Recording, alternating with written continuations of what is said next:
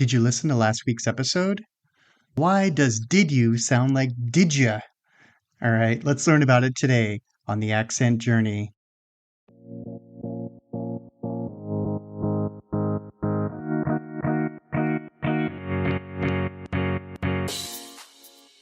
Hello, I'm Steve Nelson, and this is the Accent Journey, the podcast for non-native speakers of American English who want to sound clearer, more confident, and more natural when they speak. In our last episode, we looked at assimilation and devoicing in connected speech. During that episode, we talked about phrases like when supposed to becomes supposta, and used to becomes useda, and have to becomes have-to. We saw how neighboring sounds can influence each other and how native speakers naturally make these changes as they move from one sound to the next. Today, we're continuing with part 2 of our exploration of assimilation. And this time, we're going to look at some extremely common phrases involving the sound y, which is the Y sound in words like you, as well as a few other combinations that can change dramatically in conversational American English. For example, did you? You may have learned to pronounce those two words separately, but in natural conversation, you might hear Didja, like we heard in the introduction, or could you, which can sound like couldja, and don't you, which can sound like don't-chu. These aren't mistakes, but more like predictable results of sounds that interact with each other in English. So today we're going to slow these patterns down, understand what's happening, and then practice them at natural conversational speed. Let's get started. Before we move on, let's quickly review what assimilation means. Assimilation happens when one sound changes because of a neighboring sound. When we speak, our mouths don't stop between words. The tongue, lips, and vocal cords are already preparing for what's coming next. Sometimes two sounds are difficult or inefficient to pronounce separately, so they influence each other. And the result can be a sound changing, or two sounds merging, or a sound that becomes much less distinct. And that's exactly what we're going to hear today. Let's start with this example. Did you? Carefully pronounced, we say did you. The final sound of did is duh, and the next word you begins with a y. Now, when final duh is followed by initial y, those two sounds can combine to produce the sound j, the sound you hear at the beginning of words like job or June. So did you can become didja. So instead of, for example, did you eat, we hear did you eat? Other examples. Did you see the movie? Did you call her? This happens so frequently that native speakers often don't even realize they're doing it. Let's practice some more. Did you know? Did you hear that? Did you finish? Did you talk to him? Did you see my message? Did you get home safely? Now let's move on to could you. Again, we have a final duh followed by a y sound. So could you can become couldja. So instead of could you help me, we would say could you help me? Do you hear how the d and the y, just like did you, combined into a j? Let's practice a bit more. Could you send me the report? Could you wait a minute? Could you open the door?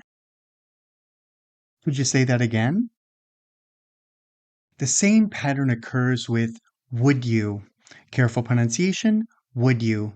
But in conversational pronunciation, we usually say wouldja. So instead of would you like some coffee, we'd say would you like some coffee? Let's do some practice with this. Would you like some water? Would you like to come with us? Would you mind helping me? Would you call me later? Would you do that again? Now we're going to look at a slightly different pattern. Don't you. The final t of don't is followed by an initial y, as in you. These sounds can combine, producing something closer to ch, the sound at the beginning of chair or check. So don't you can sound like don't you? So instead of, don't you want some coffee? We would say conversationally, don't you want some coffee? Notice that we're not simply deleting the t. The t and the y are interacting and producing a new combined sound. All right, let's practice some common expressions. Don't you want to come? Don't you like it? Don't you have one? Don't you think it's interesting? Notice how much shorter and smoother the conversational versions can sound. Now, there's an important warning here. You don't need to pronounce every example in its most extreme reduced form every time you speak. Native speakers vary. They might say, did you or Didja. They might say, could you or couldja.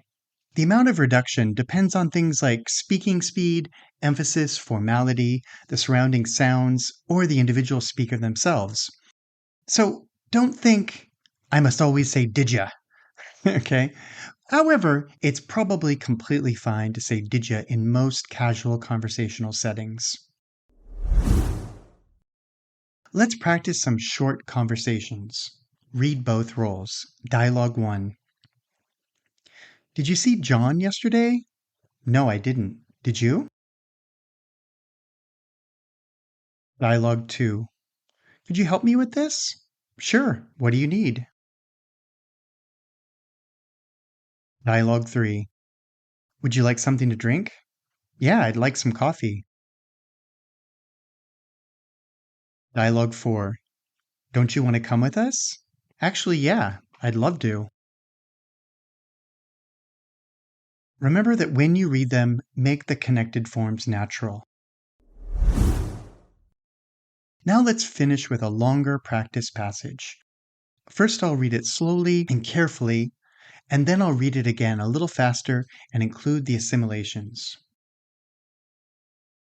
Did you hear about the meeting tomorrow? I think it's supposed to start at 9. Could you send me the updated schedule? I want to know what the manager plans to discuss. Would you like to meet for coffee beforehand? Don't you think it would be easier to go over everything together? If you're available, let me know how you want to handle it. Did you hear about the meeting tomorrow? I think it's supposed to start at 9. Could you send me the updated schedule? I want to know what the manager plans to discuss. Would you like to meet for coffee beforehand? Don't you think it would be easier to go over everything together? If you're available, let me know how you want to handle it. Text will be available on our website at accentfirst.com/podcast or in the show notes for this lesson. Here's a challenge for this week. Find an American TV show, movie, interview, or podcast and listen for phrases that contain did you, could you, would you, don't you. And every time you hear it, take note. Ask yourself, did the speaker pronounce every word separately?